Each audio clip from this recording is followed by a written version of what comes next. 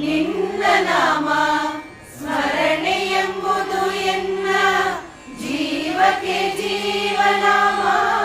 ಪರಮಾನಂದವ ನೀವ ನಾಮ ನಿನ್ನ ನಾಮ ಸ್ಮರಣೆ ಎಂಬುದು ಎನ್ನ ಜೀವಕ್ಕೆ ಜೀವನಾಮ.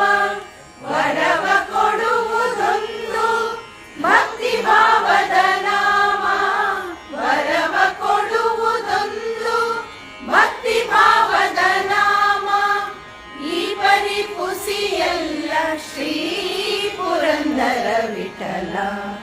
ಈ ಪರಿಪುಸಿಯಲ್ಲ ಶ್ರೀ ಪುರಂದರ ವಿಠಲ. ನಾಮವಿದ್ದರೆ ಸಾಕು ರಾಮ.